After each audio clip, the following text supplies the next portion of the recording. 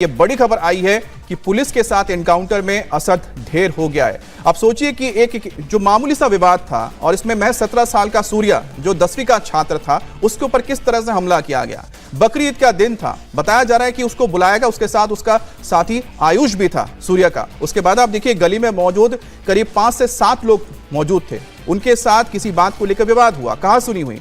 अब कहासुनी इस लिहाज से देखा जाए तो क्या हो सकता है, थोड़ी मारपीट होगी, लेकिन यहां पर देखिए कि इतने सारे लोगों ने मिलकर सूर्या को घेर लिया, 7-8 लोग जो मौजूद थे। उसके बाद चाकू था किसके पास? असद के पास। और असद ने कहा कि तुमने कभी किसी बकरी की कुर्बानी देखी है? आओ मैं आपको दिखाता हूं। तो आप समझ सकते हैं कि पहले से तय करके आया गया था कि सूर्या को मौत के घाट उतारा जाएगा, तभी उसके पास चाकू भी मौजूद था और उसी चाकू से देखिए गोद कर उसकी हत्या कर दी गई। अब जब तक उसे अस्पताल ले जाते और अस्पताल ले जाने के बाद इलाज के दौरान उसकी मौत हो जाती है, क्योंकि बहुत बुरी तरह से वो घायल हुआ था। अब इसके बाद लगातार परिवार की ओर से इंसाफ की मांग उठाई जा रही थी कि इंसाफ मिले, और तमाम जो वहां के लोग थे उन्होंने भी ये कहा था कि जो इसके लिए दोषी है उसको कड़े से कड़े सजा दे जानी चाहिए। और परिवार का तो यह था कि एनकाउंटर हो जाना चाहिए। सूर्या की मां ने कहा था खून के बदले खून चाहिए। और अब बात करें असद की, तो असद के ऊपर 50,000 रुपए का इनाम भी घोषित कर दिया गया था, जिसके बाद अब इसका एनकाउंटर हो गया और इसमें ढेर हो गया।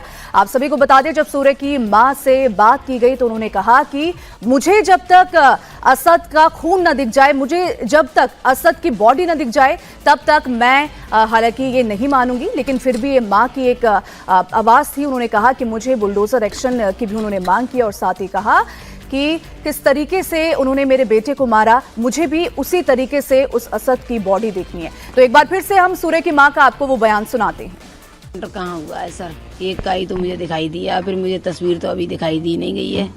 मुझे तस्वीर, असद की तस्वीर मेरे आंखों के सामने लाई जाए।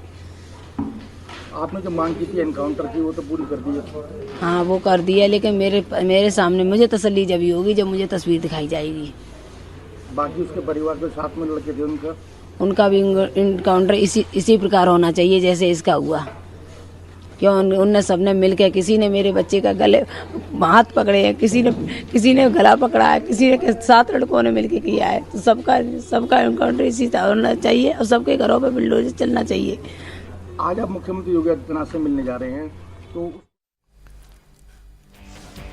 तो सूर्य की मां को सुना आपने, किस तरीके से उन्होंने योगी आदित्यनाथ से गुहार लगाई है कि उन 7 लोगों के साथ भी ऐसा ही होना चाहिए जैसे कि उन्होंने मेरे बेटे सूर्य के साथ किया। तो गाजियाबाद के खोड़ा की ये खबर, सूर्य मर्डर केस में पुलिस ने बड़ा एक्शन लिया है। पुलिस ने जो मुख्य आरोपी था असद, उसका एनकाउंटर कर उसे ढेर कर दिया है।